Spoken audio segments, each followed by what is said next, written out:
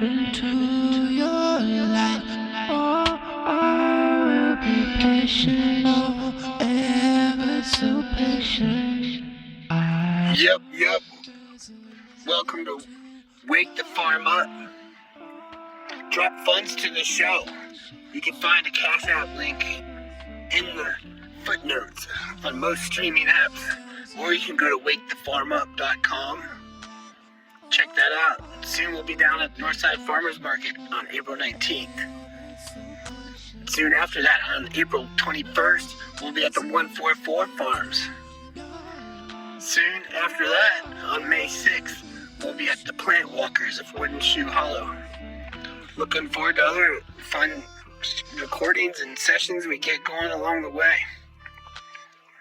Here we go. This is Stefin101, our nature sound agent. Wake the Farm Up, presenting Drip Coffee Lounge, April 12th. It was a Wednesday night. The sunset was our stage lighting. It was a beautiful night. We had wonderful people come together. We get to talk with Justin Maxwell. He does the Sitwell's open mics. We got to talk with Nick Maurer, bizarre, incredible performer. We got to talk with Allik. Getting down with a couple of our tube shoes. We got to talk with Ndia.A and Ndia.A and Ice came and performed later. With P-Funk came and performed later. There was an amazing freestyle session. And Branson, Major One Entertainment was up on there doing some freestyling. He's been on the show before. And some other incredible people. It's amazing. So enjoy the Wake the Farm Up show here. This is live, coming at you now.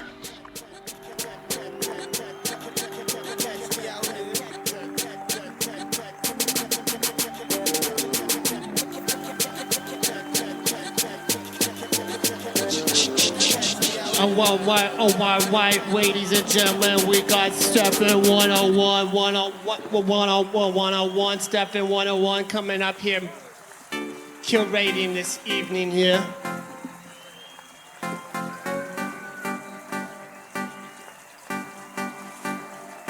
Catch me out here.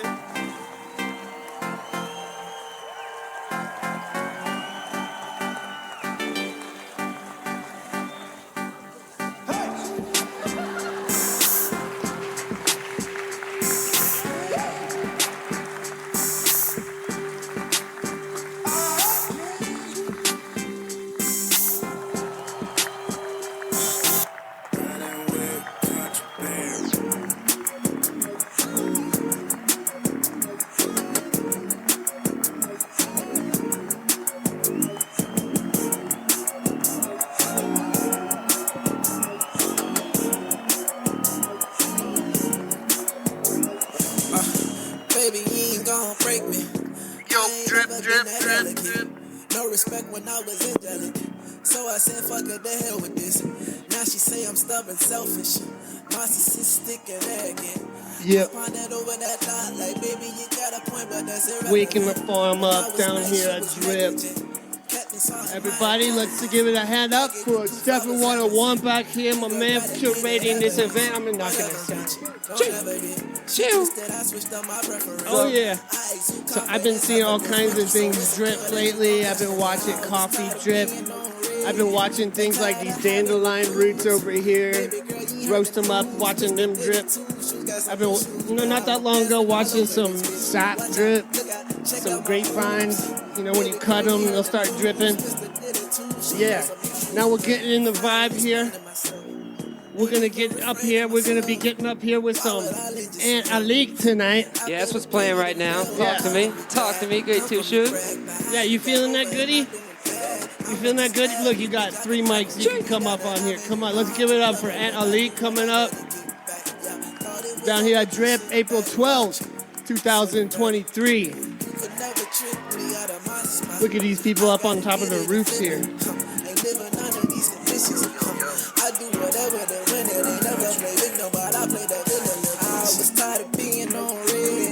Tired of having the blues. Baby girl, you heard the news. Mr. Did it too. Got some issues now. I'm a man That one's got like a teleport kind of plan. This one's got the most like flex on the wire too. Check, yeah. I like that one.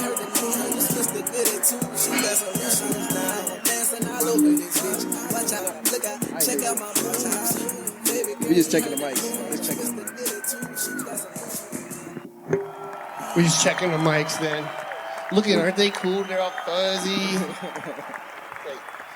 Like this one's got this top on it that like I won like at one of those claw machines. You want that top from it? Yeah, it had like a fur, like little rabbit on it, but I skinned it and made it into a little pouch. A vegan rabbit pouch. Is it vegan if you skin the rabbit? Well, if it's a stuffed animal one, that's you true. know. That's true. Yeah, because most makes sense. Yeah. That makes sense. Most stuffed animal rabbits were usually like made out of old faux coats anyway. You know, faux fur. Faux. Oh yeah. For real. Is that So Fresh, So Clean plan? Sounds like it. Some Dr. Bionic, the 7th cycle. This is some other friends. It made you feel fresh though, huh? Yeah. I'm feeling clean.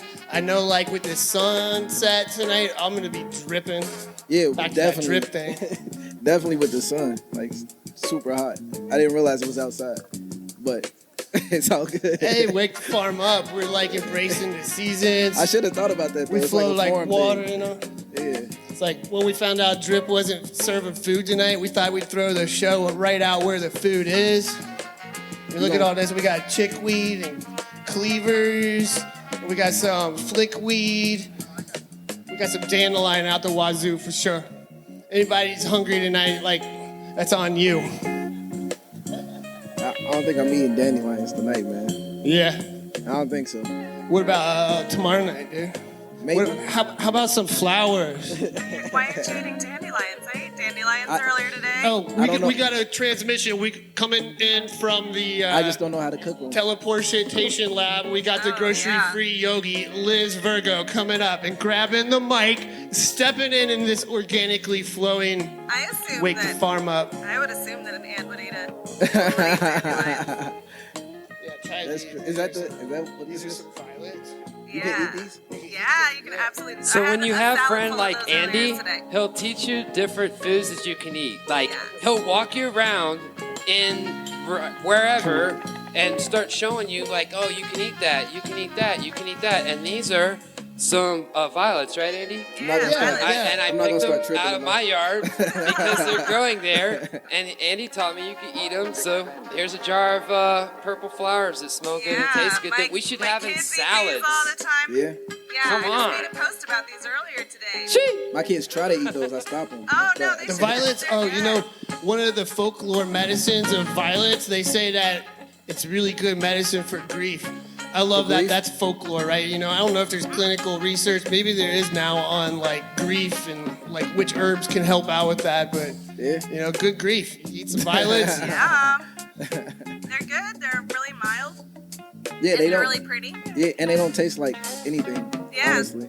So, like, you know, if you want to make your salad super cute, just Oh throw yeah. some violets on That's a there. good idea. Right? You know, they kind of Put 'em look in like oatmeal. sprouts too. And if you went to the farmer's market and got like a little handful of sprouts, you know, it's like $3-4. I Yeah. don't know. I haven't been to a farm market, honestly, and bought those in a while. I don't know what inflation does to sprouts. Probably nothing. More people are I eating got my them. sprout. I don't even remember. I just go to the farmer's market and I'm like, sure, just take all my money. I don't care. I don't care. But no, and they're super abundant, and so the leaves look like little hearts. In case you're wondering, they're the purple flowers. They pop up everywhere. Purple hearts. Yeah, little hearts, and you can eat the leaves and the flowers. Cool. So, and I love it because like my kid is opposed to anything healthy or anything that I provide for her, but she's really into going out and eating the flowers and stuff and teaching her friends. Hey. More power to her. I didn't realize you could eat those, so that's pretty cool. Yeah, now you see on the food truck, we made it into an actual food truck tonight. You see the branches of red buds that are You can eat those too? hanging off of it. You can eat those. Yep. And those are so much easier to eat in most environments because they're up high. They're like up high on a short growing tree. So, you don't have to worry about being a spot that like a dog came along and like squirted on, like you can just you giraffe don't want them. squirted on. See, I didn't even flowers. think about that. See, now I don't want to eat the violets that grow in my backyard because I don't. Because you got dogs squirting on them? I don't know. I might possibly. I don't know. Yeah. I think you're pretty good if they're growing out and they're not all like wilted over. There's probably not some fresh pee on it. Yeah, no, they'll show signs, but you can giraffe the redbud. Giraffe. Oh, like I got you. Those are pretty cute. Giraffing is when you're foraging and you don't use your hands and you go up to a tree and you just like start to, graze on it. I got you. Do a little browsing. Hell yeah. People like browsing. Like internet browsing? Yeah, it's like with those, like depends on which way the branch is going. You just swipe left or right and get a little handful of them. They're great sprinkled onto cakes. Everybody knows somebody that's got a spring birthday, right now. Yeah. Sprinkle those on. And they're fun, you can start spotting them pretty easy, How about them red buds? We're down here in Cincinnati right now. Oh, yeah. This might be total folklore, but I've heard that the first baseball team in Cincinnati was actually called the Redbuds. Was it? Yeah, that was before they made baseball bats with ash trees. That was when they made them with Redbuds. That was like a couple hundred years before that. But you know a lot, man.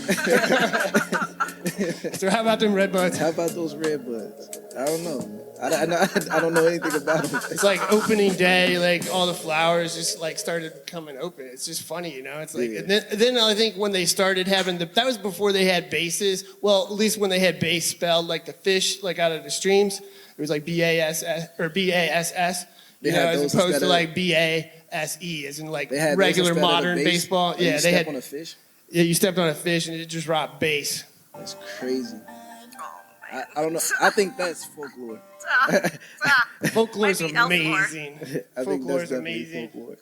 Yeah, so the dandelions, you said you weren't going to be eating dandelions today. So, like, dandelions, we are at Drip Coffee, and Andy, you just kind of dropped you would roast up your dandelion roots and make a tea out of that. Yeah. Yeah, you know how to roast dandelions? I don't know how to roast anything. You just, like, put it on the counter. Like, you dig it up, you wash it up, you clean it up, put it on the counter. And the roots. Yeah, then you just, like, with all your heart, you just insult them until they're just so roasted. Oh, one of those roasts.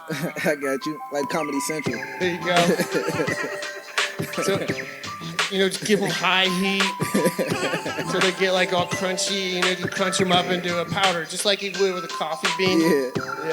Well, I don't roast coffee beans like that. I just like put them in the coffee maker. Yeah, they usually come roasted. I think that's the fair trade in it. They come already roasted? Yeah. We need to work on getting that happening with dandelions. There needs to be some fair trade dandelions happening. They're right there. We don't need to trade anybody. Go for it. That sounds like something you should do. I see like thousands. Yeah. Dandelions are super good for your liver. You can eat the whole plant. Probably not when they're like blossomed and fuzzy. That wouldn't be super delicious, but the fuzzy ones? Yeah, that's already gone past the point that you want to eat. Yeah. But the yellow flowers, the roots, the leaves. I had some leaves in my salad today. They're a little bitter, so it's not like you're going to want to probably just do So they're not like the violets? No, they're not like the violets. The violets are super mild, but the dandelion is really detoxifying for your liver. And it's an energy. It's like so a lot of people use it as a coffee substitute. Oh, they give you energy?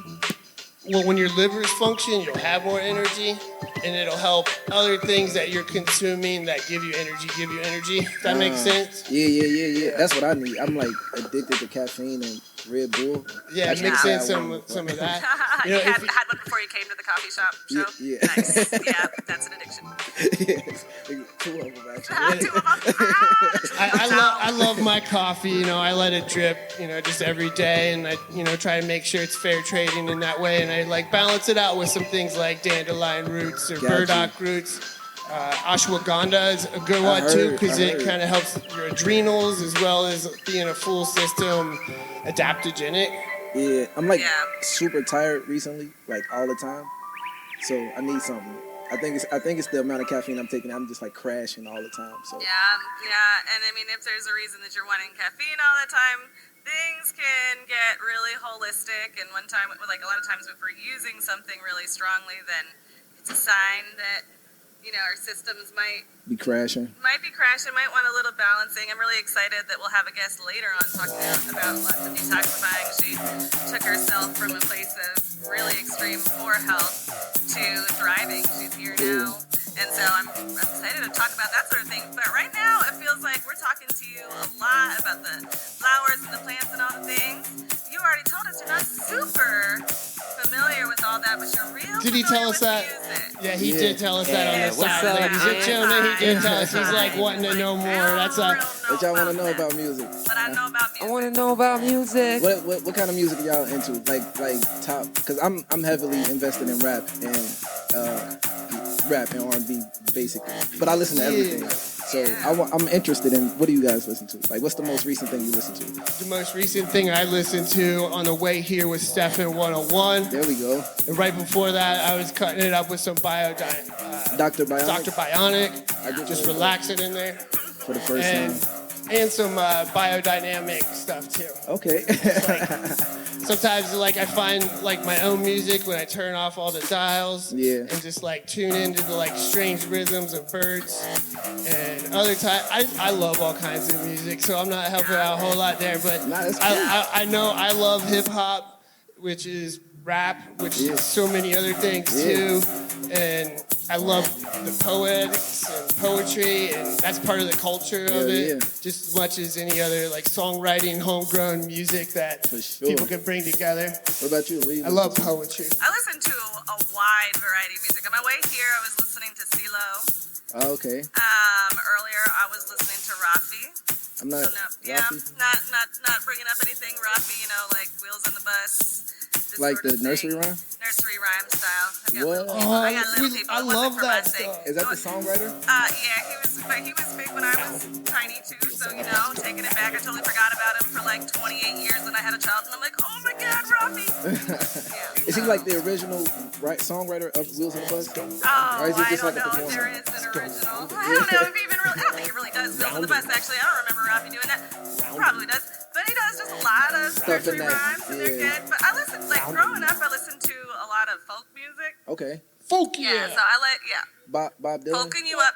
Bob Dylan, sure. My favorite is Ande DeFranco. Yes. And so she's independent artist. She started, she never wanted to sign on with any of the record labels, so she started her own. Cool. Yeah, and she's an activist. So I've always listened to a lot of folk music because it's really related to activism, and I'm an activist. There you go. But I remember in college taking a class about the civil rights movement and music of the civil rights movement. Oh yeah, that was big. Yes. Yeah. I didn't realize. I didn't realize how married the two were, like the music but you can kind of feel it when you go back and I watch a lot of biopics and things of that nature, and the soundtracks are always real cool. But it's that's because it was all happening at the same time, so they just coincide with one another real good. So and really, since it was it was a Black History class, which are I always love to mention those are under attack right now. They're super important classes for sure. But we started before what people mostly think about the civil rights movement.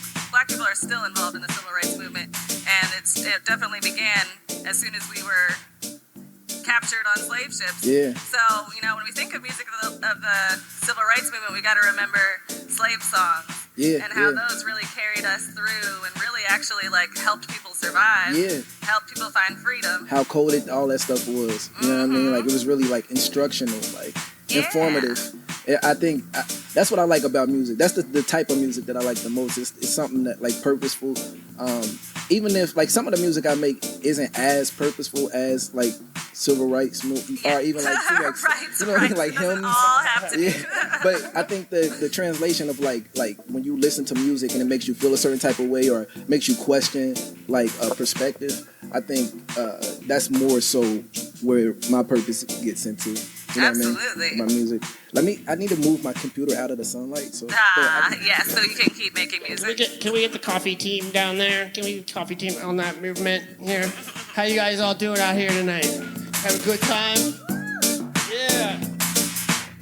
Wake the farm up.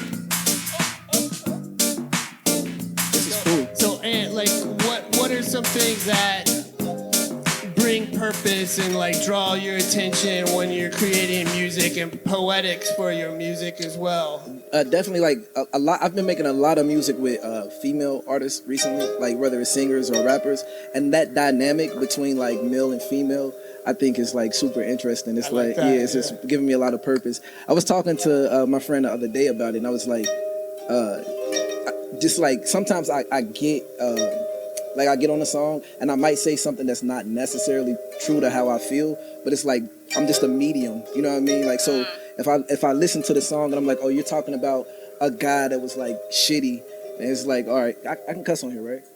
Yes. All right, cool. So if you talk about some guy who's just like shitty, then it's like, let me I know a lot of shitty guys, so I can kind of, you know, I can be the medium for them and kind of explain, like not even explain, just like serve like as their perspective, and then whatever is, whatever. It's not a stretch for you. You're like, I know that guy. Exactly. And maybe I was that guy at one point in time. You know, it takes some learning. Hey, you know, in Farm Talk, we talk about how shit turns to beautiful gardens. There you go. Absolutely. There you go. It makes the best soil, and you know, sometimes like, you know, a shitty guy or a shitty lady just needs like, you know, a little one-up on the day. Next thing you know, that's actually really beautiful poetic. Garden's growing. Yeah, because you deal with shitty people, and then it turns you into something beautiful. Yes, you know what I mean? Like absolutely. After you get done dealing with them, like you become a flower. You know what I mean? So that's actually pretty cool. I like that. I had a good a friend put recently, just today I heard meme on Facebook. It's like, you know,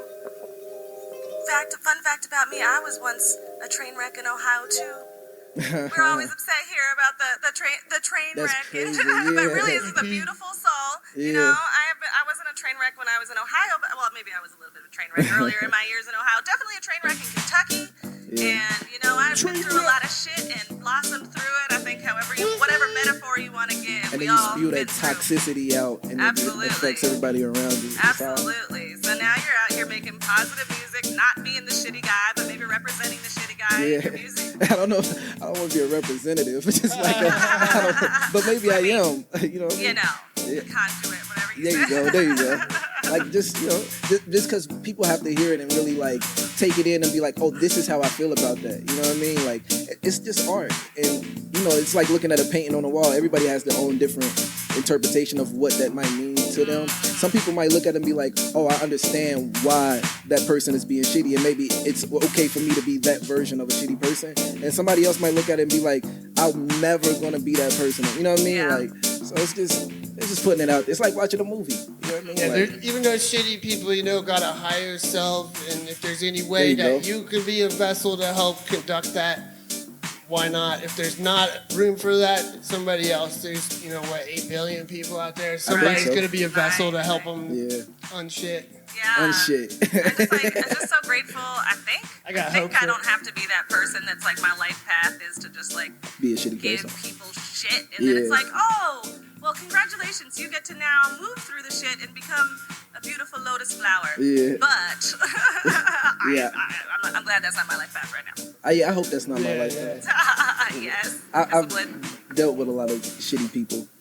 I mean, I imagine anybody could be listening to this podcast. People love it in New Zealand. Yeah. And Shout out somebody to New Zealand. might, you know, be hearing this and get some kind of oracle out of this, and you know, that's enough for my day. You know. Hell yeah.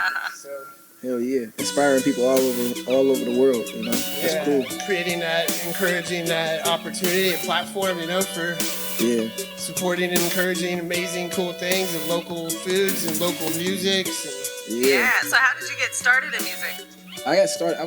I'm 30 years old now. I got started when I was 13. Some guy literally, like, I was going to school. He just asked me, like, hey, you want to be part of my rap group? I was like, why not? Like, okay. And we just started, and from there I just been writing music ever since. So, and it's it's like you talk about life path. I feel like that's like the perfect life path for me. Like I look back about like all the shit that I went through from 13 to now. I'm like, I cannot imagine how I would have got through that without rap. Because a lot of the stuff that I was writing about was just like it was like a diary and like therapeutic. So I just was saying all that. I was dealing with shit that I didn't want to maybe say face to face to people, but I could just still get it out. So yeah, that's how I got started. 13, and I've just been doing it ever since. I love it. Like, Awesome. I can't stop if I wanted to. Do you have any songs from when you were 13 that like you still remember and resonate with it? I'm just Even curious. just some verses. It's a lot of songs. How does your 13-year-old self like? What would they think of you today? Today, I think I'd be pretty impressed with how far I've like sticking to it for one, and the growth. Because I go back and not to the music when I was 13, but maybe like 15, 16. I go back and listen to it, and it was like, oh, I see what I was trying to do, and I do versions of that now. You know what I mean? It's like way better. So I think that 13-year-old version of me would be pretty inspired. I don't remember, or pretty proud.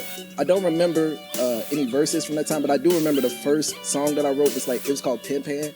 And I was like, Pin Pan. Pin Pan, yeah. I was like, I have no idea what I'm talking about. I was 13 years old. Like, what would I know about being a pimp? Like, it was crazy, yeah. But, you get... Yeah, I mean, I thought it was cool growing up near Compton Avenue here in Cincinnati. Like, yeah. We made up songs just about, like, our avenue, Compton. Yeah. Like, what?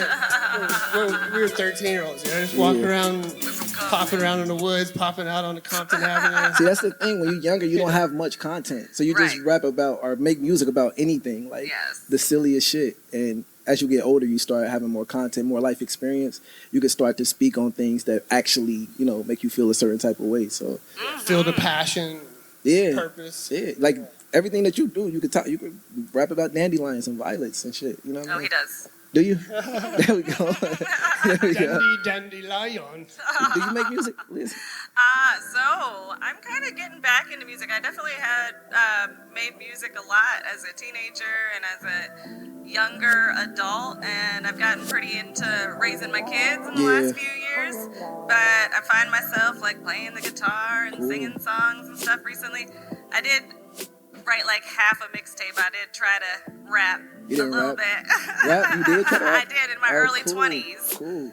Then somebody stole my computer in France, and I did not have the momentum to continue. It's crazy there in France, right? Yeah, but I mean, it's interesting you speaking of like not really having life context. When I was in my early 20s and I was rapping, I was processing a lot of anger and grief. I didn't have violets, so I just had I had broken up with somebody who really broke my heart, and I remember I wanted to talk about how much money I had. I did not have very much money. I don't know. It felt like you did, though. I was like, I have a job. I got 2 jobs. There you go. I have a full-time job and a part-time job. I'm rich. I got a job and a half. That's what that means when people have a full-time job and a part-time job. Yeah.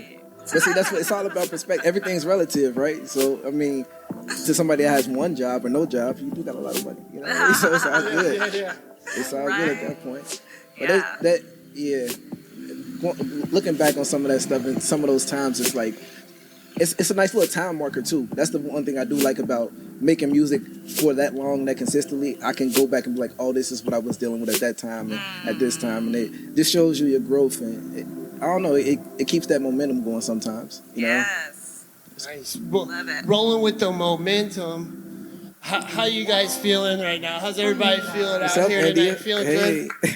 So I'm feeling like.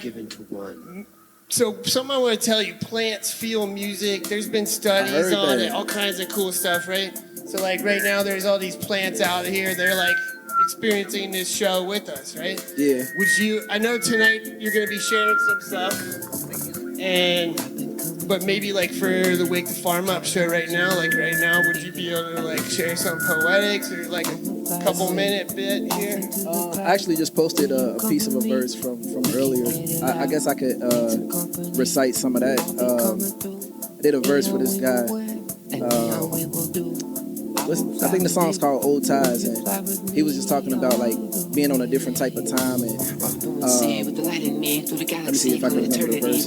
It goes, I'm on a different type of time and I'm barely getting sleep. The strong gon' survive, I ain't carrying the weak. I ain't arrogant, I speak with confidence though. I know my marvelous flow gon' put marble on the floor, gon' put marble on the counter. I know these people watching my pockets and counting, man, how can I explain to them that money ain't a thing? How do I explain to them that money ain't a thing? I'm priceless. My soul shine, yeah, bling bling. Hey. Every time I'm in your city, they fucking with me because I'm witty and pretty, and I really don't give a fuck what you think. I don't think my shit stink. I'm the shit stink. Hey, wake the farm up. I don't know what the tempo is, man. I'm not good with like on the spot shit. But Yeah. That's awesome. That's what I remember too about when I was rapping. Everybody wanted me to freestyle. I'm Yeah. like, let me write this song at home, exactly. please. Yeah. So I think people like. So I don't write my lyrics down. I just come up with a verse and I can kind of lay it down pretty quick. So I think people think that I know how to freestyle because of that, but that I don't. I got to think about it. Well, and I mean, there's so many different styles of rap, and I mean, I think that within rap, there's so many different ways to express yourself in R&B, and people imagine one thing. Yes, exactly. It's like, oh, so I can't express my words through this spoken word style that's important to my culture unless I can do it like this yeah, on the exactly. I remember one day I was like, you mean it doesn't have to rhyme? It could be like in a rhythm and it doesn't even have to rhyme. It should rhyme though. If you're asking me, if you're asking me, it should. It There's definitely definitely needs to an flow. extra wave that happens when it rhymes and like a little extra bump. And like you can even bend words and say them wrong so that they rhyme. I do it all the time. Yeah, a little curb Well, on it, I a think little I did curb on the jump. song that we did too. The Zen. I forgot the pro. Yeah, you just bend the words, so you gotta make them work for you sometimes. You know what I mean? Yeah. Okay, you said the song that we did, and you're pointing to this lovely woman out in the audience. Tell me more. Ndia.A. India. Artist. She's a wonderful artist. She actually just had her first live show last week, right? Yeah. Okay. Yeah. Up and down. Incredible. Yeah, we're gonna perform a song that I'm talking about too tonight. Yes, It's called "Keep Elevating." I'll So be looking forward to that. After dark. Yeah, after the sun goes wait, down. Can we? gotta wait. Don't want to drip like that. You know what I mean? Okay. All right, well, thank you so much for coming on the Wake the Farm Up For show. sure, man. Thank you for having me. Talking plants and music and all There you kinds go. of fun stuff. Yeah. Really good getting to meet you. Thank you. Thank you, Aunt. Looking forward to give hearing it from you up. later. Thank you. So, moving on with the show here as the sun's setting, and we got this amazing lighting set up here. We got Justin Maxwell. Looking forward to hear Mike. Hey, y'all.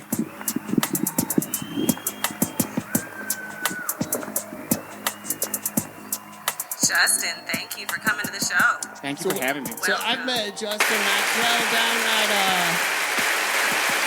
doing a little Wake the Farm Up rant down at the Sitwell's open mic one night, and got to meet Justin down there. They put on a really amazing show down there. There's comics that come up. There's musicians that write songs that come up. Tuesday night, Sitwell's, 7 p.m.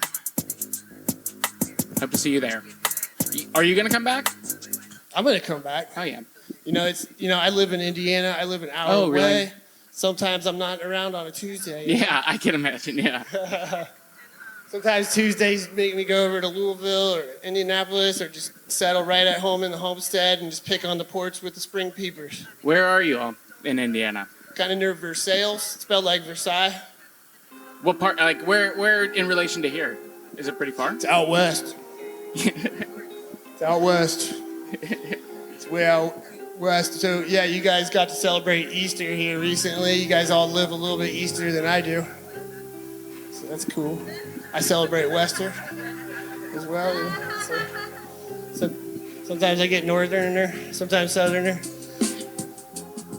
Yeah, that's what I did at your guys' open mic. I think I came up and just gave you guys like full random comic stuff there. So that was fun. It's a great room. So yeah, I look forward to hearing some more about what your music inspirations have been and working with other artists. Yeah, totally. Initially, we give people a couple of minutes when they first come up to just like either share about them or share a song if you want. I know at some point later you're going to be doing a few songs and sharing a little show. Yeah. And I'd love to, you shared a little bit from one of your songs on the Wake the Farm Up show. Totally. I think I will probably save the music because just like setting up and everything. Freestyling intimidates the hell out of me, so I don't think I'd be able to do that. Fair. That's fair. But yeah, so I have my music really started going in the direction that I wanted to when I got sober. So I'll be 4 years sober in August. And that is kind of what permeates all of my songwriting. And Is that a California sober? that's definitely a California sober. From the West. Certainly. I know. But it's so alcohol was my poison.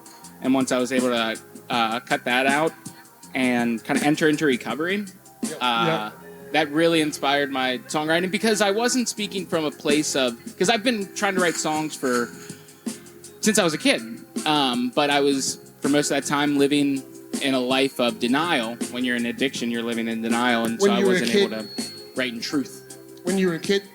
Yeah, I started drinking at like 13.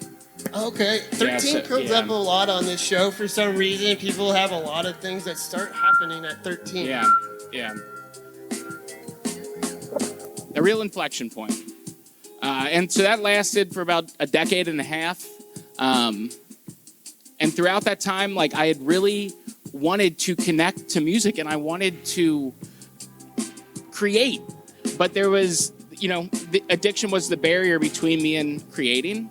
And once that was removed, it's just been so rewarding ever since. That's good.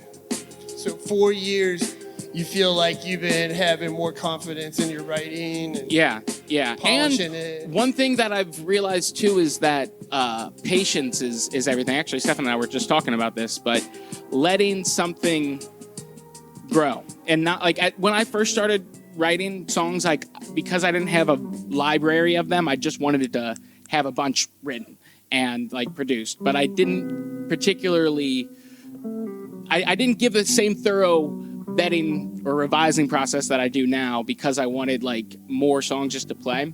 And now, because I have been able to build some songs over the years, when a new song idea comes, I allow it to just be for a little bit, and then it, constructed over time. And there's not like this rush to have something completed. And I think sobriety has helped with patience, because I've been historically a very impatient person.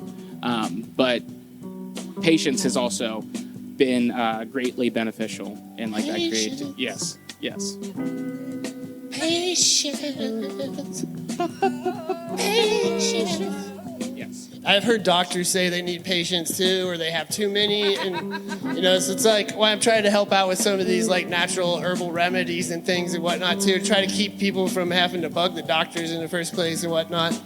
But yeah, there's all kinds of things that go into the story that when somebody shares with me that they had a problem with alcohol, and when they've been able to conquer it for a long period of time too. 4 years is a fairly long period of time. So yeah, we're proud of you. Let's all give it up for Josh on that. Thank you so much. Yeah. I really appreciate that. It's one less patient for the doctor. Right. Well, then you get to pay it forward. I mean, that's all part of the recovery process, is being able to use our lived experience to help another who might be wanting to get that recovery as well. So. Yeah. Real quick, can we get a Liz Virgo in the house? Like, what happened to a Liz Virgo? A Liz. I know she wants to be in on this conversation, and, well, maybe not. She's gone. So, there we go. My bad. No, you're good, Josh. No bads at all. Like, I do want to tell you that, like, I was starting to write songs at 13 too. Oh yeah. I felt that impatience. Like, yeah. I wanted to write and make up my own songs a lot faster than I could learn other people's songs anyway. So I did find that kind of groove, with like a guitar or something. You could play like 3 chords and just like write a whole song, and then maybe play those 3 chords in a different order and write another song, and then put a capo on it and then write another song. I heard Jack Johnson say once that all you need is 3 chords and a story from your heart to write a song. So that's beautiful. Yeah. I love Jack Johnson. He's coming to Cincinnati, and I think him and Ben Harper are going to be here in the fall. Slow down, everyone, you're moving too fast. Those were definitely teen favorites of mine. Yes. I said I listened to a lot of folk. Those were on the list. Well, Jack Johnson was really big for me in my guitar playing, because I didn't know. I taught myself and would just like go to ultimateguitartabs.com. Yes. And I didn't know what a bar chord was until I started looking up Jack Johnson songs. I didn't even understand how I was like supposed to get all my fingers on all those strings. I still don't understand. Yeah. And so that was really helpful with just building like basic guitar playing mechanics. But then also on top of that, he's also a really great songwriter that helped craft that a little bit as well, I think. Yeah. I think,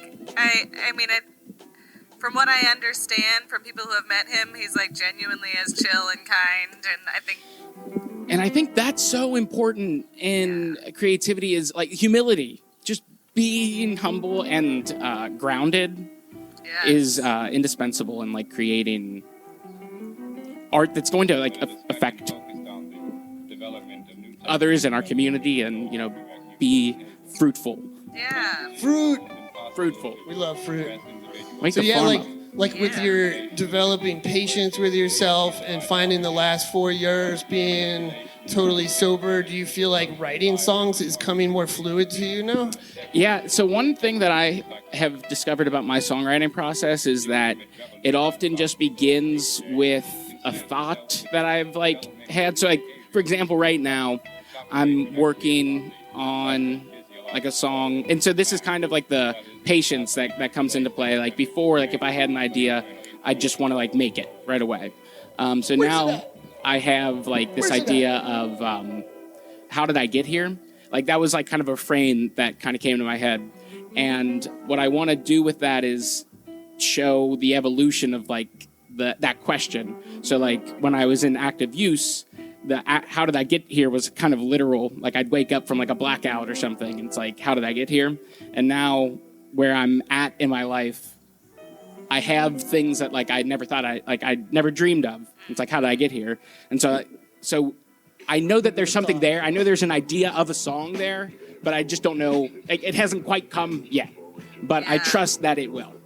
You know what I mean? That's a deep thought to go into on a songwriting moment on, for sure. I can feel that. Knock that off. Okay. Apologies. It's the honesty of sobriety and recovery that I think really allows that. Yes. It's great. Yeah. One day at a time. Love it.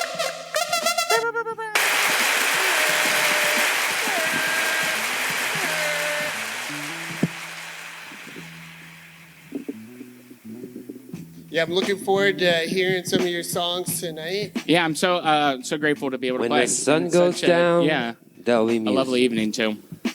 Nick. Yeah, thanks so much for being on the Wake the Farm Up show. Thank you for here. having me. Before we do let you go, like, do you got any cool like gardening or memories of gardening? Memories of gardening. Because I don't now, and I really want to. If y'all have good composting recommendations nearby, I need that. I need to find a good place to compost.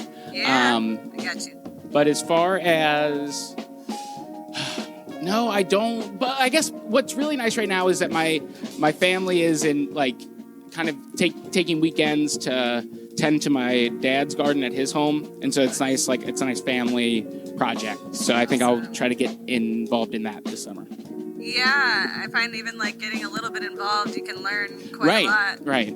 That's awesome. Mm-hmm. So for composting, just to let y'all know, here at Findlay Market in Cincinnati, they have a composting program. I think it's $55 a month, and you drop off your compost. They give you 5-gallon buckets. You collect it in and then drop it off when they're full. And they are creating soil. They have soil for their first time this year. Heck yeah. Thank you so much. Yeah, I'm gonna do that. Awesome. And well, this is like so small, but whatever. When you park to go get your composting stuff, they validate parking. Hell yeah. So. Yes. Thank you. All pertinent information. Yeah. I really appreciate it. Yeah. Thank you. We so Thank you. appreciate you and so appreciate Can't wait to play later. Yeah, can't wait to hear you Let's all play. give it up for Justin Maxwell. Give it up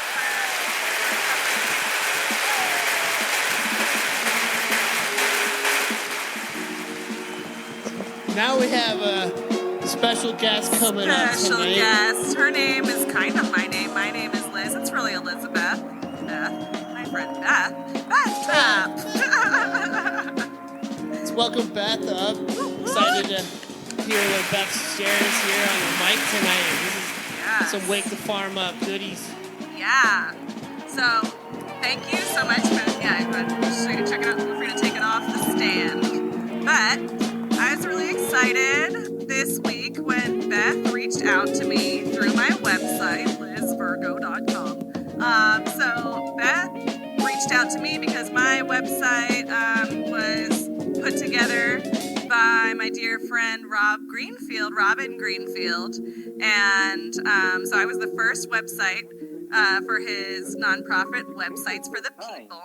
And that is linked in on Rob's website, and people have been able to find me. So Beth found my website through that and realized that we had some stuff in common and reached out to me. And when she was visiting Cincinnati from Florida, and we made a connection this week, and I realized that she had a really awesome story and unique story for Wake the Farm Up. Thanks for being here. Thank you, Liz. I'm so excited. My first time at Wake the Farm Up. Awesome. So I think it's really cool how we just connected kind of spur of the moment, and you let me know that this was going on, and I was super excited to check it out and see what you guys are doing here. Yeah, and it's not your first time on a podcast, so I was really excited to listen to, I'm not sure the name of the show. Can you remember the name of the show that I listened to earlier today? I'll have to put it in the footnotes of our show. It's Dawn Funk Wellness. Dawn Funk, who is out of Cincinnati as well. And her show is all about people who have experienced BII. Can you tell us more about that? Yeah, the show's actually Win with BII, I think it's something like that. But it's all about advocacy and education support for the topic of breast implant illness, which a lot of people do not realize is a thing until you might happen to catch it, and then you start learning because that's what happened to me. And Dawn was actually the person that was brave enough to share her story on social media. So when I was at the end of my rope and going on 7 years sick with no answers from doctors, and I came across her sharing her story, that's what made me realize that was what was wrong with me. So awesome. That's how I got connected with Dawn, and I'm originally from Cincinnati area, so I keep being drawn back here for some reason. So it was really cool that we had that connection, and she helped me a lot on my healing journey. Yeah, absolutely. I know that for me, like my kind of healing journey, a real pivotal point for me was one podcast episode, listening to the Wellness Mama podcast, and like my whole life changed with just one episode. So really, when you find the answers, it can be pivotal. So I'm so grateful for you for coming and sharing your story. Especially, I mean, I think that there might be kind of an imagination that within certain communities, like permaculture communities, like this wouldn't even necessarily come up. But the truth is, we've all been so many different people in our lives and been through so many different things. And women experience a lot of body image stuff, and often, I've heard a lot of people from a lot of different circles have had breast implants that I wouldn't have necessarily imagined. So I'm really grateful to be talking about it here today. I know that in the episode I listened to, Win with BII, that you said that you got really severely sick. You were talking about how you felt guilty going to work and collecting a paycheck because you only had enough energy to walk up the stairs and didn't quite have enough energy to open the steel door. I don't even know how you got through the door, but you had to go in and just lay your head down because you could hardly function. Right. Yeah. At the end, I was actually using the little button for the handicap door to open because the doors are so heavy. And I had 3 flights of stairs to walk to get to my office, and I wasn't walking the stairs anymore. And in the end, I wasn't working, I wasn't driving, I wasn't getting out of the bed. Mm-hmm. I was counting my days. So. And doctors couldn't even tell you what the issue was, right? Right. It's just such a complex collection of symptoms that it feels, and plus everything was happening in my 40s. Yeah. So it was just this mixture of sending you to different specialists to treat different symptoms, and nobody was getting to the root cause. Yes, and I think that happens a lot to women in healthcare. It's like, oh, well, you're past your 40s. Oh, right. You're just experiencing what it's like to be past your 40s now. Everybody needed patience, so like they just thought they'd share the same patience.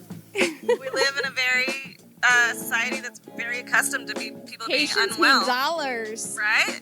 And you knew a bit about that too, because you were working as a nurse. That's the kicker. Yeah. Dedicating my life to a field that I believed in for over 20 years, and then just kind of learning through my own research and, trying to regain my own health, that things weren't really the way that I thought they were. And there's not a lot of looking at root cause in traditional medicine in the U.S. So I did what a lot of people do with those kind of autoimmune, chronic conditions, because it's not just breast implant illness. As I got to healing, I got in connection with so many other people that had like fibromyalgia, thyroid disorders, every kind of thing you can think of, chronic. They're all just inflammation, and yeah. So yeah, I'm excited to get to the part where you're like dealing with it, because you look healthy and you look great right now. Oh, thank you so much. Yeah, I'm feeling the best. I mean, I don't mind saying I just turned 50 in August, and it's been the best year of my life. Awesome. So I was just thinking about that earlier. Like, it's kind of close to my heart right now, because in a couple of weeks it'll be the 3-year anniversary that I had my breast implants removed. So a lot of people are under the impression that you just do that one thing and you're better, but I didn't realize it's a really long healing journey of detoxing your body and restoring minerals and nutrients and all of that sort of thing. So I'm feeling the best that I have in a long time. And I wonder, when you did get your implants, did they tell you about these possible side effects? No. Yeah. No. Not at all. Not like some fine print they pointed out later or something. Of course, there's paperwork that you sign, but there's not a lot of time that goes into explaining that. And the symptoms that I experienced were never mentioned. There were things like back or neck pain, from the heaviness or that sort of thing that seems, logical. But the things that I was having, like crazy rashes and irritable bowel syndrome and being allergic to all foods, and that wasn't expected at all. So no, I had no idea what I was signing up for. Wow. And I think that there's ways that they can avoid really even acknowledging that it comes from the breast implants. So. Exactly, because there's so many toxins in the environment and so many convenient diagnosis and labels that they can put on things. Yeah. So, and I also heard in your story that, your implants had not ruptured. It might be easy to imagine that, if an implant ruptures, that could really cause problems. But yours maybe had been jostled by a biopsy. Right. But not ruptured. Right. And that was a common misconception that I had, even as I was learning that, there's a lot of myths about the silicone is safe or the saline is safe, or the silicone was the harmful one, most people thought. But what I learned was, even with the saline, the shells are all made of silicone, and your body creates a capsule around that. And so basically, in my case, the capsule was absorbing, breaking down the foreign body, trying to protect me. And that silicone was being dissolved into my bloodstream for 7 years. Yeah. Yeah, wow. So did you actually find evidence that it was in your bloodstream, or are you just aware of that?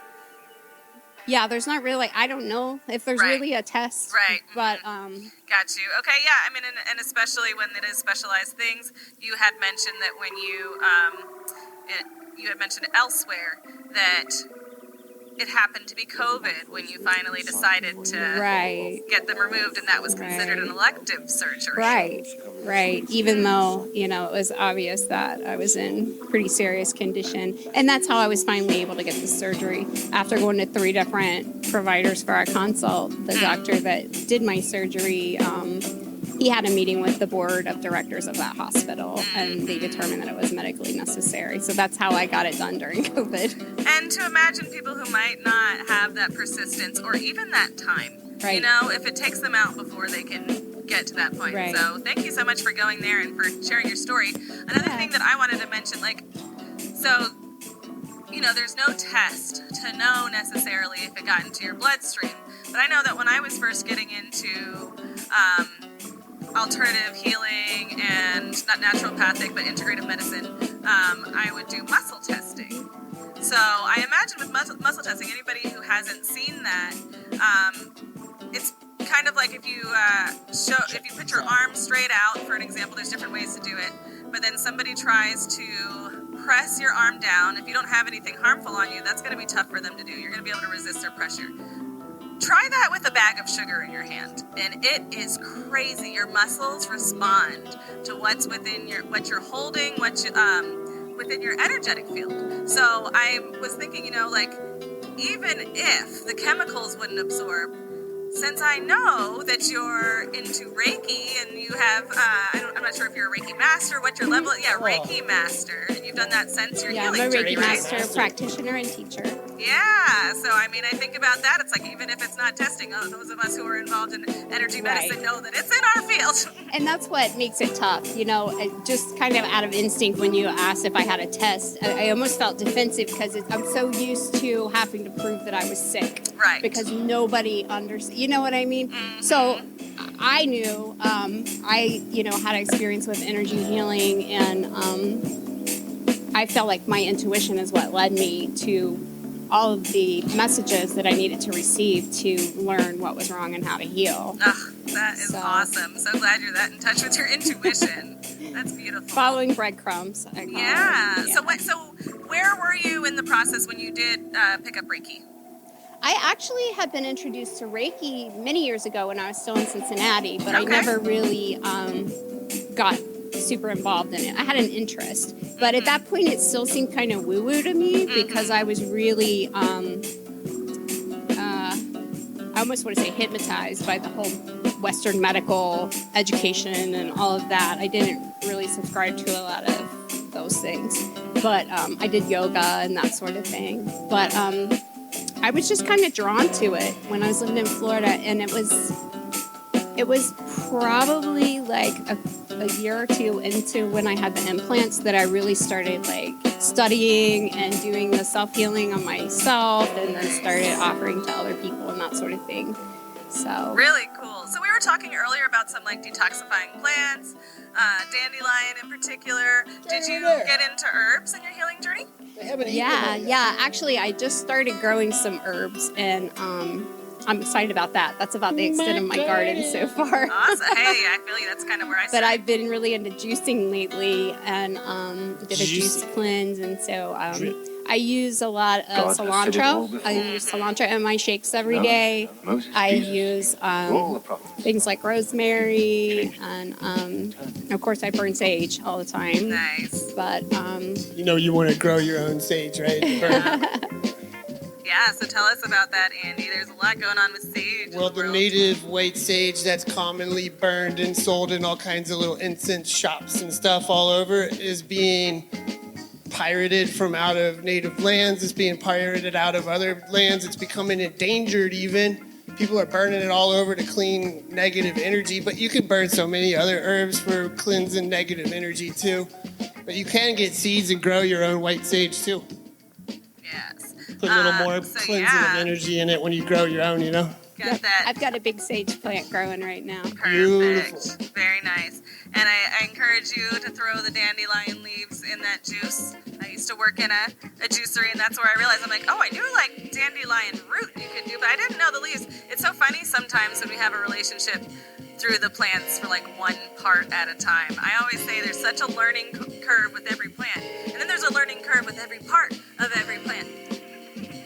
Yeah, I've been really loving the dandelions. I'm not used to seeing them in Florida because I think most of the areas I'm at are so pesticide, they kill everything. So it's very nice to see them. That makes sense. I've been wanting to make tea, but my dad told me you can't make tea if there's anywhere where there's dogs, because I guess the dogs are drawn to tea on the dandelions. You can plant some dog bane. That could be folklore, though. Dog bane will help keep the dogs away because it's the bane of dogs. Aww. And dandelions will grow up underneath of them too, and then after they get up, and do their dog bane growing thing and make seeds, then you can collect that dog bane, and it's a real fiber plant. You can make your own fiber with it. You can spend like 3 or 4 evenings at home twisting it up with your fingers and making a rope that you could have got at the hardware store for like $2.99. Oh, 2 of them for $2.99. My bad. But you can do that. You can do that, and it puts a little extra into that little twine you make anyway. Yeah. And you can give it to your friend.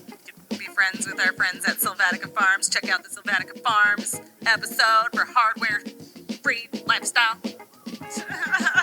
I'll have to check that one out. That's a good one. Yeah, the really cool thing right down here where we're at, Drip Coffee Lounge, across the road's the wave pool. Let's all wave to the wave pool. You know, they're doing some amazing work. Look them up, Cincinnati, Camp Washington, wave pool. Yeah, well, thank you so much for sharing with us, Beth. Thank you so much, Beth. I really want to tell you, I really feel thankful that you were on, and Justin as well prior, and just the story that you shared. I feel like it's really brave to come out and like share that and everything. So thank you so much. Thank you. Super brave. It wasn't easy when I first started talking about it, but you know, it's really personal. But yeah, and people who, I mean, I think that you were able to find your healing from somebody sharing their journey. Right. You're sharing your journey, and you know, people might be experiencing things. So if you're out there and maybe you've experienced some mystery symptoms and you did have a breast implant in your life, this could be the thing that helps you find healing. So thank you so much, Beth. Thank you. Give it up for Beth, everybody.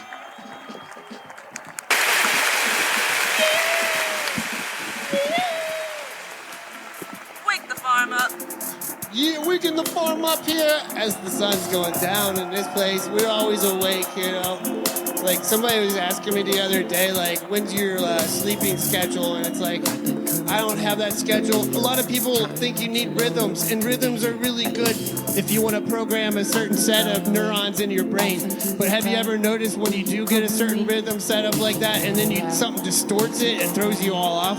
What if you're just like always adaptive to the moment in the now and present? Like when you want to be awake, that's the best time to be awake. That's what I'm trying to say here. So, you know, if you got a rhythm and you want to go to sleep at a certain time, that's when you go to sleep. But right now, we want to be awake. How you guys feel? You feel awake? Yeah, the sun's starting to chill on us a little bit. It's like, I feel like somebody just kicked on the AC. You guys haven't eaten all the food here yet. We got all these dandelions and chickweed back here going crazy. I saved them for you guys. I saved them. So next up on the show, hey Liz, how you like Beth? Thank you so much. I hope you can stay for some of the music of the show. So Liz and I, like, we've been doing this show a little bit, co-hosting here and creating some things on the show. I wanted to check in right now real quick with you. How are you doing? I'm great. I'm loving this wonderful sunny day, loving the conversations. I always love the vibes, the music. Stefin101. How you doing back here, Stefin101? Loving the... I'm so excited that it's like foraging season right now. So excited to walk outside of my door and just eat a plethora of plants from my yard. It's like, oh, what greens am I going to eat today? There's so many options. And then we got like fresh songs coming out of the ground right now too. Yes. There's people out here that are creating fresh songs in our city right now. Isn't that exciting? Spring 2023, fresh flavors of sound and poetics coming out. We're celebrating that too. Yeah. So next up, we're going to bring up Maurer, who's sharing some music with us tonight. The Sunset. Thanks, welcome up here, Nick. Man, check this one out. Hello. Yeah, it's on. What's going on?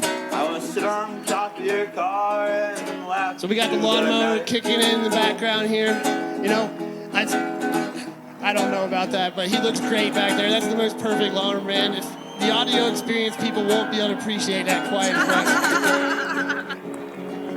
Oh, yes. Where did you find that branch? Have you ever mowed grass, Nick? What? Have you ever mowed grass? I have mowed grass, yeah. Yeah, a couple times? I mowed a lot, yeah. Yeah. Sometimes I let it grow. I like to let it grow tall, and then I... The madman walks the night long.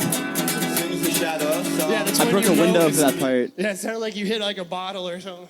Well, what I did, I bought a window at a Goodwill, and I smashed it. with a hammer.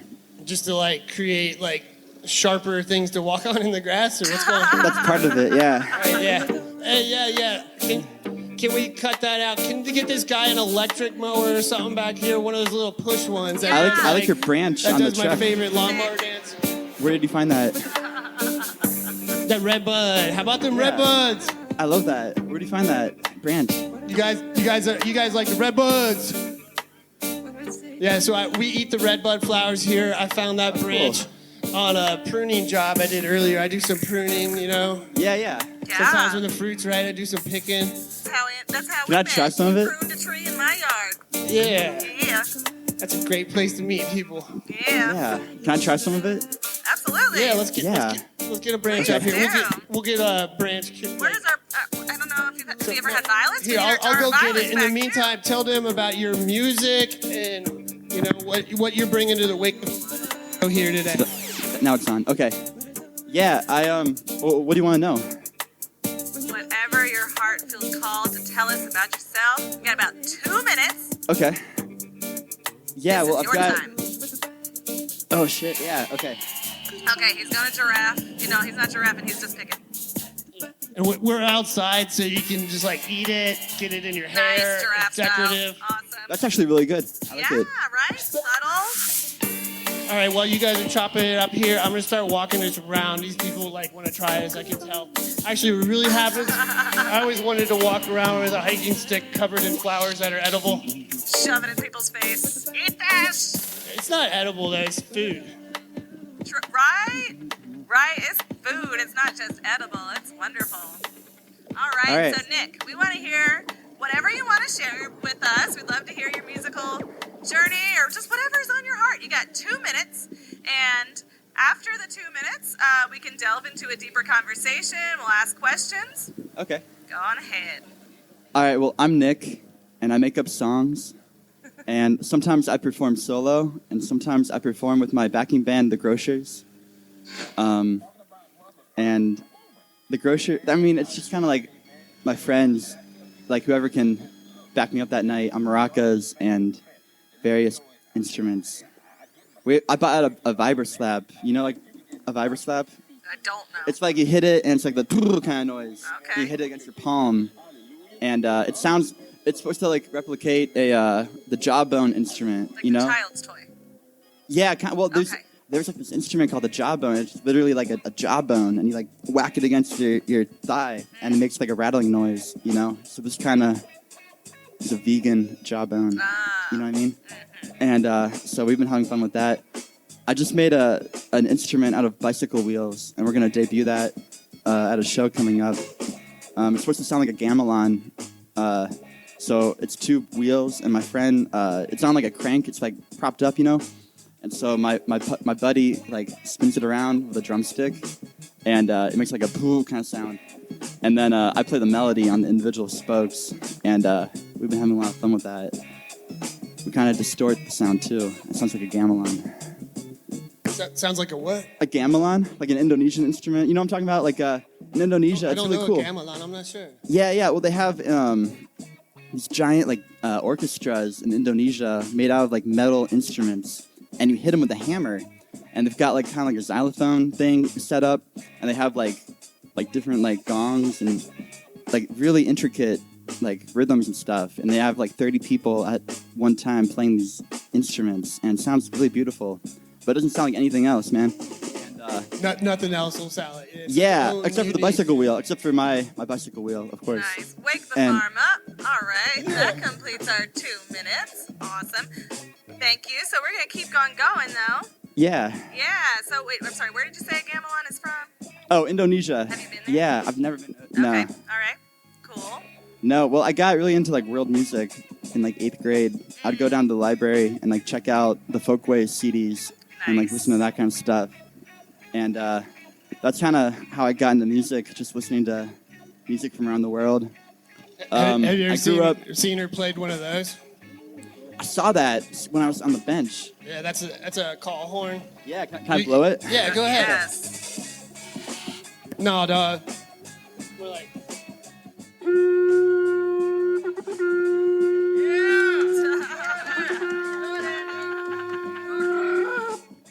to him, Mel. Talk to him, Mel.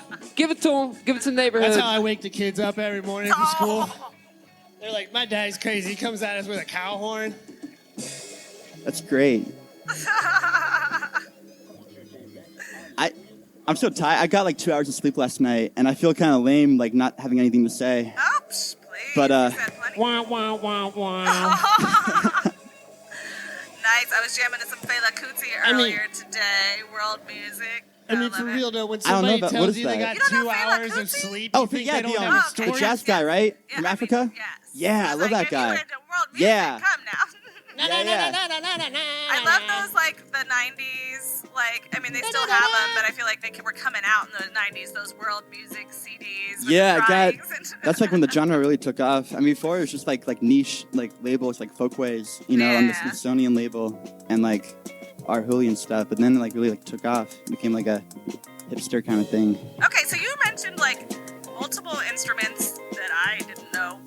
Do you play? So, what do you play? Well, I play guitar. I make up my songs. I know that That's what you're playing tonight. Yeah. And songwriting. Yeah, I started writing songs like around 8th grade, and they weren't very good. That's when he's But 13. Everybody comes then I up kind of got the hang of Talk it. about 13. But yeah, I mean, I just kind of write songs about my neighborhood and about where I live. I live in Blue Ash, but I live in like I used to live like in this apartment complex, and there were a lot of like Eastern European immigrants and stuff. And so I kind of, you know, they'd have their folk music. I kind of got really into that. Nice. I mean, just like it's almost a compliment, hopefully, maybe, but like you don't look that far from 13. Like, I mean, you don't have to tell us how long it's been, but like you sound like you're far from 13, like with how much experience and story and all these different things you got going on in here. Well, I started performing like last summer. That was when you were 13, so you're 14 now? Holy. I'm 14 right now. I'm 14 and a half. What the farm? 14 and a half. Are we like legally allowed to have 14-year-olds on our show? Well, your parents are here, right? I'm not 14 and a half. I didn't really think so. I didn't think Don't so. tell anyone. I know you got carded on the way in. But yeah, I started performing around Clifton last summer at the open mic night, and I've played some really fun shows since then. And I have an album coming out in July on vinyl on Happy Family Records, which is like the Torn Light. If you know Torn Light Records, it's like connected with them. And yeah, my stuff's on Spotify right now, Nick Maurer. And yeah, so I'm psyched about the album coming out. I got a show coming up at Black Plastic Records on May 5th. It's going to be me and the Grocers, and then the Earthly Delights, which are really great. And then a Norwegian band. They're a death metal band from Norway, and they're going to play too. They're called Rectal Crucifixion. What? It's my friend's cousins from Oslo. And Oh yeah, this is a serious but seriously funny show. So laugh when somebody says rectal crucifixion. Rectal crucifixion. Yeah. So my friend. Can you give us like 1 second of what the vocals would sound like from that? Okay, so they're from Oslo. Try playing that instrument without the instrument. But they don't speak Norwegian; they speak English. And Brace they it, kinda, Stefin. Brace it, Stefin101. like Hold on. kind of thing, and then like and then like they like lay it down with the bass and stuff, and it's really great. Nothing like. Sometimes they do that. They have one song called "Kill John Lennon," and it's like it's the guy reading the Wikipedia page for the death of John Lennon over like a bass riff and stuff. And it's really great. Wow. And they're in America for like a couple of months. They're like, we want to play an American gig. I'm like, I'll get you an American gig. So they're going to open for me at Black Plastic Records on May 5th. Awesome. Imagine. 8 o'clock. Hey. Yeah. I love it. I'm blown away. I'm totally What else do you want to know? What do you want to talk about? Well, I mean, you were like, yeah, I don't have much to say. I only slept I don't want to 2 sound hours. I only slept 2 hours. All right, yeah, I mean, like, who only slept 2 hours and doesn't have some kind of story? That's true. Yeah, what were you doing? I was kind of just wandering around. I like to do that sometimes. Like, I'll just, like, follow the moon and just, like, wander around, you know? And, sometimes like it'll take me. One time it took me. I was like walking around at night, and I stumbled into this guy's farm, and I just kind of like hung around like in this field, and there's like a house over there, and it's like 3 a.m, and the lights turn on, and then the lights turn back off, and then they turn back on, and then they turn back off, and I'm like, that's kind of interesting. And then I turn around, and there's like a house like way over there, and then the lights turned on in that house, and they turned back off. And the house over there, the lights start turning on. They're communicating with the lights from like across this field. What? I'm looking at every black person in this audience like, what would we have done? No doubt. 3 a.m. He's like, that's interesting. What's 3 a.m. house? Whoa. Felt that. And you were okay. You made it through. Okay. I made it through. You were just walking. Yeah, well, especially during the summer, it's so nice out, I just kind of wander around and... I don't know, the way you're telling the story, I'm picturing this farm was like near the Shire, and there was like little cabbages and strawberries everywhere. That's kind of what it was like. There was some corn. I think it was corn. It hadn't really sprouted yet, so it was like up to here. Oh, okay. Yeah. Those are still edible at that point as a green. Is it edible if it's green? But maybe not. It's probably not, because it probably was sprayed. Or is probably genetically altered from, seed point. Yeah. I don't mind genetically modified food.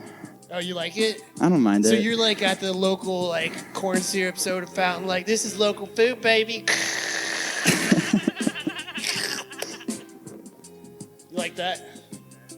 Yeah, Something like that. I always like pointing out to people all the things that are actually local food, Right? Hit that Dr. Pepper button on the little thing. So yeah, there's it's cool to have some standards. What flavor is besides Dr. local Pepper? foods, little added adjectives Oh, to yeah. your experience and see what you feel. Totally. Yeah, it's funny you're asking me how I was doing earlier, and part of what came to mind is grocery-free joys and struggles. It's funny that your band is called The Groceries, because I am grocery-free. Your grocery? Oh, what do you mean? Like, you grow everything? Yeah, I grow That means some she ain't things. gonna I listen don't to you. eat food from the grocery store Interesting. How long have you been doing that? since the beginning of this year. But it's not as pure as I had hoped. Why do you guys like groceries? I like groceries. Well, That's cool. I I think like there's something really interesting about the love grocery store. Like, it's kind of like another world.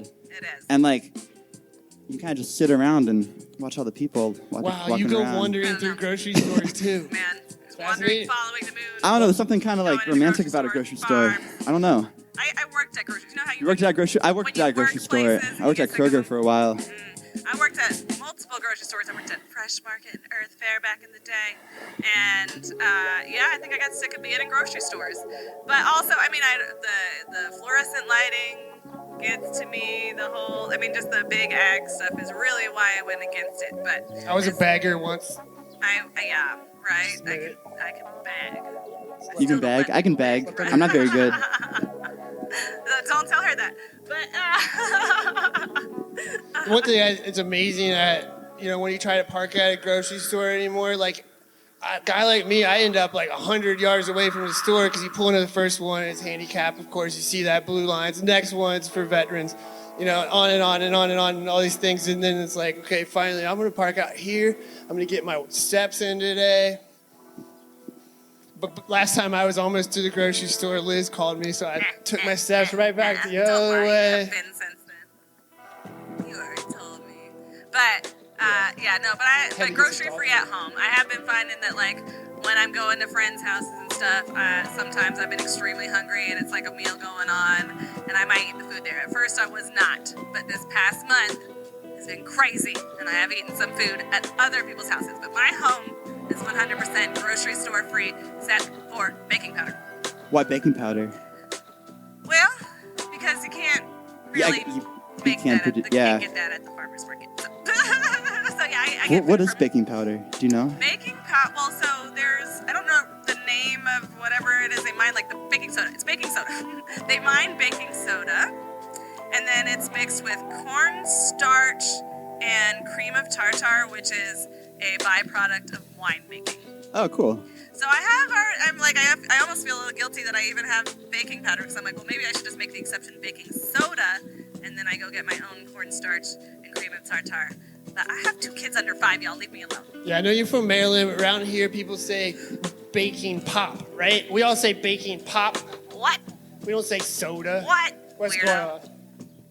What region did they say pop in? I've heard that one person tried to tell me it was a southern thing, and then someone from the south was trying to tell me that it's a northern thing. Where do they say pop? Here? I thought they said soda here. Man, you're drinking local. I'm from here. You're drinking local pop. He's drinking local pop. He's calling it soda. I've never heard it. I mean, yeah. There I needs don't to know. be a I've always baconing. heard it's soda. I would say maybe it's generational, but Aunt is younger Might be than me, generational. so- I feel like my parents called it pop. I call it soda. Well, that's awesome.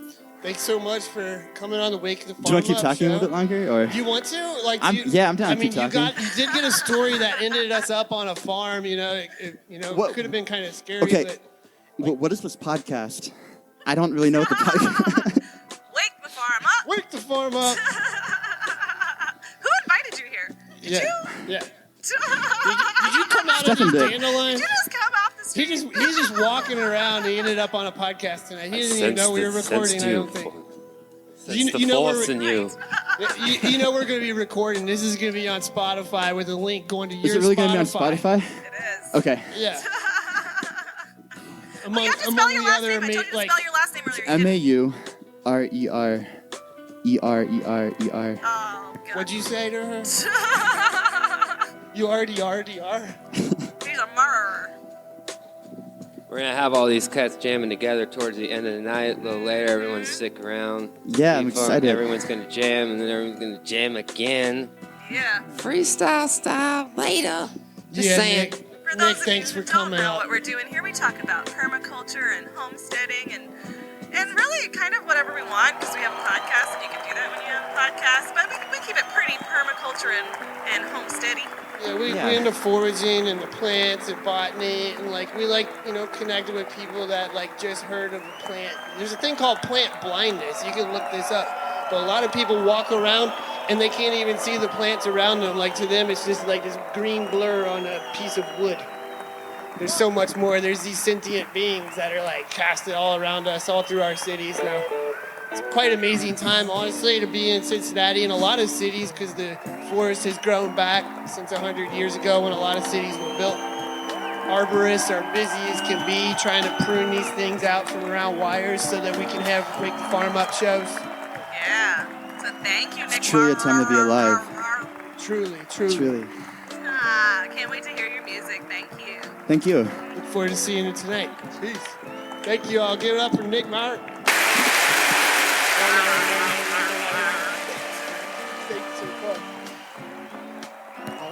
Well, here we go. They screaming, I don't wanna hear. They be sounding like they Getting up on the demons. rooftops, Come okay? along with us, you know we hustling, we dreaming. Yeah, they gonna hear it from the rooftops of the kingdom. All alone at night, you know they kicking and they screaming. I don't wanna hear. They be sounding like them demons. Come along with us, you know we hustling, we dreaming. Yeah, they gonna hear it from the rooftops of the kingdom. Take the nation, gonna take a time.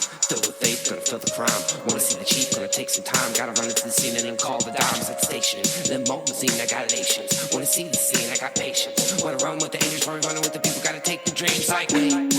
We coming in the gate. You know we coming with faith. You know we coming like basic destiny. Like patient innovators. We are climbing elevators. When we get up to the top, you know they bring them something like. All alone at night, you know they kicking and they screaming. I don't wanna hear. They be sounding like them demons. Come along with us, you know we hustling, we dreaming. Yeah, they gonna hear it from the rooftops of the kingdom. I'll find a way for you. Will you find a way for me too? Well, I'll find a way through. We could find a way for us to. All alone at night, you know they kicking and they screaming. I don't wanna hear. They be sounding like them demons. Come along with us, you know we hustling, we dreaming. Yeah, they gonna hear it from the rooftops of the kingdom. Yeah, they're hearing it tonight. Look at all the people up on the rooftops. Wake the farm up. Let's all give it up for Ndia.A.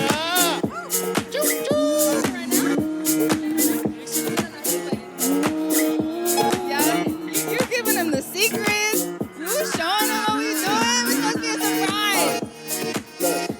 It goes Satan not today, Satan not today. You came in season too late, you won't have to wait. Like a song from Ande, the way I operate. Smooth. Tell my demons I'm cool. Devil is a lie and a half, make it two. Here she is, live and direct, coming with Ndia.A. Hello. Welcome to the Wake Farm Up. Thank you. How you doing this lovely I'm sunset? good. How are you guys? Awesome. So glad to have you here. Thank you for having me. Yeah. So, Ndia. Yes, ma'am. Are you from Cincinnati? I was born in Chicago, and then I lived in Columbus most of my life, and then I'm here for school, University of Cincinnati, for film. Film. Yes. Awesome. Yes. All right. How long you been in Cincinnati? 4th year now. I think I'm on 4th year. I'm about to graduate in December. Hey, so. congratulations. Thank awesome. you. Thank you. And so you make music with Ant. I do. That's my dude. That's my dude right there. I make music with him, and I also make music with Ice here, right next to him. Ice. He's an amazing guitar player. Y'all gonna hear him later. Okay. You hear it. And then also my girl Nina here too. She's my drummer for tonight. So Okay, so do you sing? I do. Yes, I do. Looking forward to hearing this whole show tonight. Yeah. I'm excited. I am very excited. Seeing some cool people today. So you started when you were 13? Right. When I was 13, my 13-year-old story. No, I didn't start making music until last November.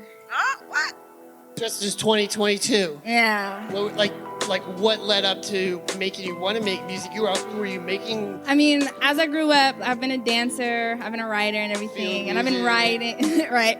I've been writing and stuff, and I've always written music, but I've never pursued any type of music career or anything like that. I was in choir, so that was the closest we got. But besides that, yeah, I didn't start actually actively trying to make music until last November. Okay, and where were you in choir? Is it church, school? What? School. Okay. Mainly school. Okay. Yeah. Very cool. A little bit in church, but I didn't really like it as much. Yeah, wasn't really my thing. Yeah. Okay. Very cool. I mentioned on the show before, I sing in Muse Cincinnati Women's Choir. They're always trying to recruit great singers. Hey, out there. yeah, let me know something. For sure. Definitely. Please. Very cool. So, what is it that finally pulled the music out of you in November? I tried everything else. That was the last thing on the list I haven't tried. And I was like, you know what? Let me actually do what I've been dreaming about doing since I was a child and see what happens. And everything just went fast forward after I decided doing that. So, yeah. So tell us about the everything else. What were some of the other things you tried? Like I said, I've been a dancer since I was 8. What kind of dance? Everything you can think about. You ballet, have a tap dancer's poise. Thank you. Yes, I see it. Thank you. Break into a straight, some the movement. ballet look. Yes. Beautiful. Yes. Yes. Like I said, film. I was doing film in high school, and I went to school for it. Writing. I did graphic design too, a little bit. Pretty much writing and stuff, but like I said, not music yet. I did start playing the keyboard when I was 13, so not 13. But when I don't remember. It might have been around that time though. Actually, it might have been around 13. All jokes aside. You could say 14. And you were late on it. But I don't know. Some of the guests have looked very young. I was going to say, at least we all made it past 27, but I'm not sure that we have. Not yet. You'll make it. One day. But no, I played piano for a year, and then I got mad that I wasn't sometimes you're like, I want to be a pro now, and I wasn't, and I was like, no. But singing, if you've got it. Yes, and it's crazy because no one even knew I sang until now. Yeah. So they knew choir and stuff. They're like, oh, she's her little cute little alto back there, doing her thing. Alto, yeah. Yes, ma'am.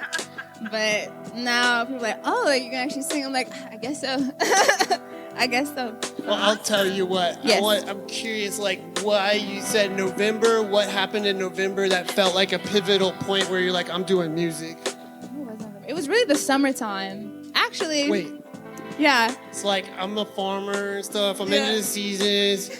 What part of the world were you in November? Were you in the southern hemisphere? Like, What this hemisphere, the one we're in right now, the but current you had one. summertime in November? Well, okay, you know what I'm saying. It started in the summertime. 'Cause Okay. I started writing. I started feeling things, started writing. And then I met that amazing guitar player over there that you guys are going to hear from tonight.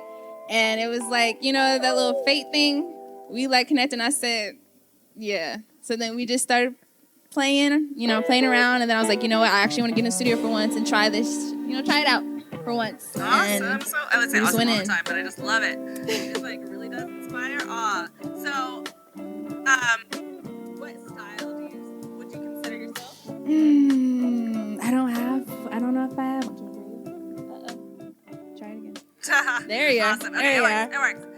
Very cool. But I love that. I mean, the second part of our show's title, Wake the Farm Up, Maintaining Ground Podcast. It's all about community. So I love that once you connected to the right guitar player, it really inspired your art to come through. Yes, it did. And we're still like learning and developing as artists currently. Like we're trying new things all the time, getting out of our comfort zone, just sitting around, playing around with stuff. So it's within the journey. It's just been like the best part, pretty much. It's just learning about what music I like. Yeah, and so speaking of which, what music do you like? What were you brought up on? Oh my gosh. But it might be an easier question to say what I wasn't brought up on. I feel that. Everything. I don't know. My dad, major hip hop. My mom's not as musical as my dad was. I listened to anything that sounded good. My biggest inspirations would be like probably Sade. Okay. Yeah. Yeah, exactly. I hear like right away being like a forest creature. I'm like hearing Alone in the Wilderness. So who are some artists you're into right now? Oh, I hate that question. Because I'm really big on sound. So like, there's this, I don't even know how to say their name, but there's like this group, they sing in Spanish, but it's instrumental. And it's like this like beach vibe, but it's like electric guitars, and it's like... Wait, they sing, but it's instrumental? I'm sorry, I just was confused. I'm going to throw something at you, specifically. Thank you. At some point. Please do. Because you're trying to be funny. You know what I'm saying? Seriously, when they do sing, it's in Spanish, okay? It's mainly instrumental. But no, they're... I've been listening to a lot more instrumental music right now. Just like learning how to put tracks together and like what goes together and stuff. So I've been kind of more studying. I can't give you artists though. I don't know why. I can never give artists. Like it's a conundrum. It's all good. Styles are good. Very cool. I love it. I mean, I feel like styles comes from a part of a flower originally, botanically. So every time you say style, like what kind of style is that? It's actually part of a flower that we've converted into like, I just want you to remember that. So. You're going to need that information later. I'm waking the farm up right now. Awesome. Well, I mean, I think it's great too. I mean, I know that a lot of times I hear people talk about how they don't want to listen to Spanish music. They don't like how it sounds. And I'm like, there's like a whole world. Yeah. There's not just all one vibe. Yeah, it's a whole multiple other worlds. Honestly, all at once. Going all at once. Yes. And that kind of limits your music, especially if you're a musician. If you're not listening to other genres and, backgrounds, then you're not really... I feel like you're not giving yourself the opportunity to find that part of yourself. Yeah, and find out so much about the world. I mean, I was listening to a 14-year-old boy. I was cringing the other day, talking about how he doesn't listen to hip-hop because he listens to, like, conscious music and stuff. I was like, oh, my God. See, they got you. They got you. I gotta remember you are a 14-year-old. You gotta remember that. Can't come for you like that. Right. Exactly. Give them the... Let them grow a little bit. Let them grow a little bit. Yes. Yeah, for sure. Yeah, wonderful. Well, awesome. We're so excited to hear you sing. I'm excited to share just new people. I love meeting new people. I love just like new crowds and energy, and I'm excited. Honestly, truly. It sounds good. Thank you. Yeah, thank you. Great to be connecting and building with everybody here tonight. How you guys feeling tonight? Feeling good? Yeah. Look at all these beautiful faces. I can see you guys now. The sun's not totally blasting my face. The sun was amazing, but I think we got some other lights coming up here. We're going to take a short break on the evening show here tonight. Check out the recording from the conversations earlier. We've been going since 6 o'clock, waking the farm up with some of the artists that are performing tonight. Some amazing other conversations. We got Chain Ladder Gang, mixing up our percussion extra set back here tonight. Dripping it good. We're dripping good tonight. Yeah, you guys know you can get something in here at Drip, like just go in the doors. They're doing some other good stuff in here too. But you can get drinks and come out here. Queen's Village inside. Let's give it up for Liz Virgo. Get it, Liz. Yeah, do that. And Ndia.A. Oh, snap. And the man who put this all together Waking tonight, the farm up out here.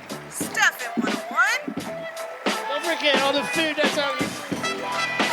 Curated. Stefin101. Coming out. We're going to share with you some of the guests that are coming out. We're going to get a little sound check time. Go ahead and make yourself get some drinks. We'll wait for that ladder to stop. And then we're going to be listening to some Justin Maxwell. All right.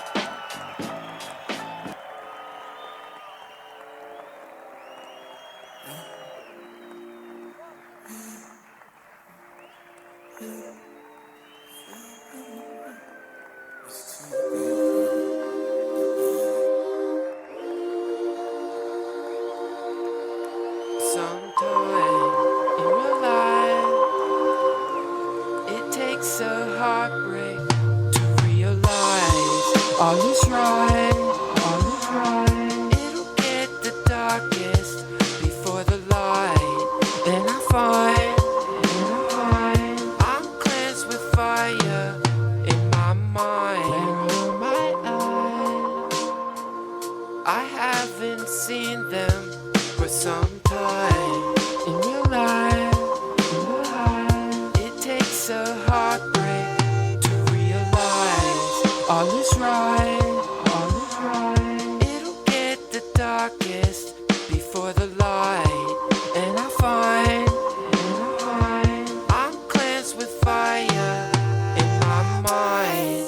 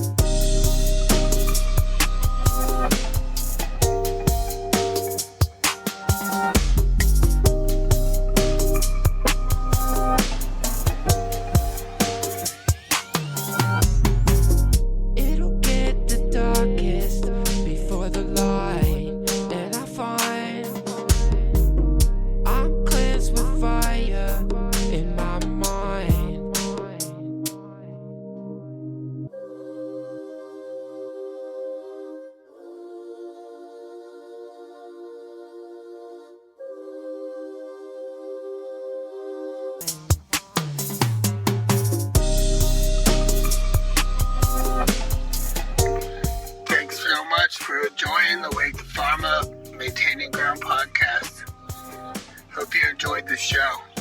Check out some of Stefin101's music. It's out there on Spotify. Check out Dr. Bionic. It's out there on Spotify as well as other platforms. Hope you're all having a wonderful day and the farms are waking up around you, whether it's physically or mentally or spiritually or in some sort of way that's just like helping you grow into your higher self. Wake the farm up. It's like helping you grow into your higher self.